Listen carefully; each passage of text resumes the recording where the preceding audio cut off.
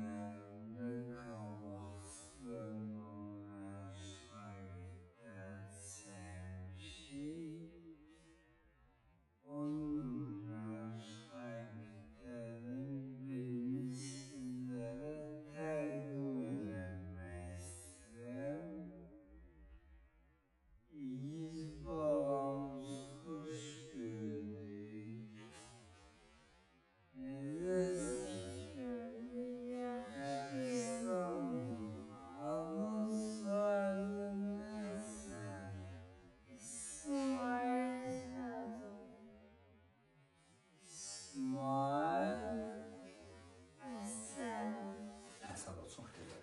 Böyüyən hansı peşənin sahibi olmaq istəyirsən? Polislik. Qəbul olasan, atan həyatında bir qəşəng qurban kəsdin, bizdə gələk, gözəl çəkiliş eləyəsən Allah. İnşallah. Bu günlər 2025-ci il, 19 mart, Novruz bayramı ərəfəsidir. Qarşıdan gələn bayram münasibətləri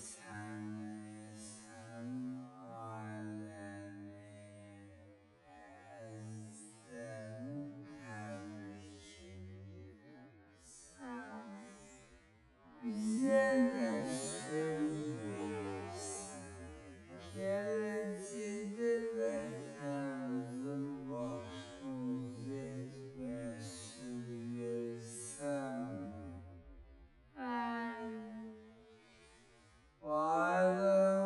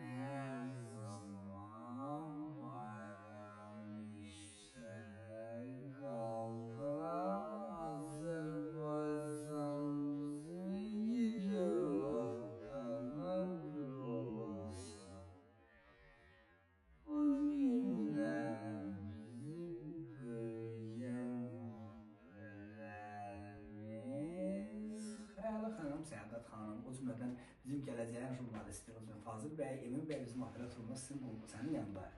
Və sənə təbrik edirik, uğurların bol olsun, nailiyyətlərin bol olsun. Təşəkkürlər, minnətdarım. Çox sağ olun. Əziz izləyicilərimiz, əziz şagirdlərimiz, əziz tələbələrimiz, mən Sağlaş Təhsil Komandasının rəhbəri Vüsal Kəlbəcəri bu günlərin Azərbaycanımızın çox gözəl rayonu olan Salyan rayonunda qonaqpərvər, ziyalı, təhsilə elmə belə deyim, dəyər verən bir ailənin qonağı. Salyan rayon Şəkəri kəndində mən illər əvvəl Səlmağa müəllim iştirak vermişəm, Yadullah müəllim Allah rəhmət eləsin, onu iştirak vermişəm, Gülər müəlliməni və bu gün də gəlmişəm həmin müəllimlərin qabaqçı və onların şagirdini sizlərə təqdim eləməyə. İgid balamızın adı soyadı nədir? İsmail Əsədov. İsmail Əsədov. Çox gözəl. Siz onun atasısınız, siz də anasısınız. Allah təala sizə göz dolusu versin balanızı. O gün olsun ki, inşallah ən yüksək balları məktəbə qəbul olsun. Birinci atadan, anadan xeyir dua almaq istədim. Atası, sizin adınız nədir? Qalib. Qalib bəy.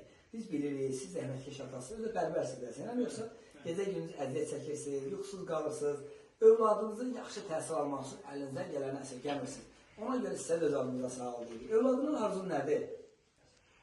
Onu zirvədə görmək. İnşallah, inşallah. Bəs anam, sizin adınız nədir? Səbinə. Səbinə xanım. Nə arzuluyorsunuz övladınıza?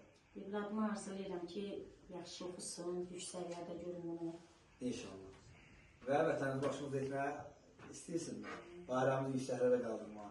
Biz də sizə söz veririk ki, sizin balansın hər zaman uğur və nailiyyətlərini işlandırmaq istəyəcəyik və işlandıracağıq. Uğurlar bol olsun, nailiyyətləri bol olsun, hər zaman vətəniniz başımıza eləsin. Təşəkkürlər, minnətdarım.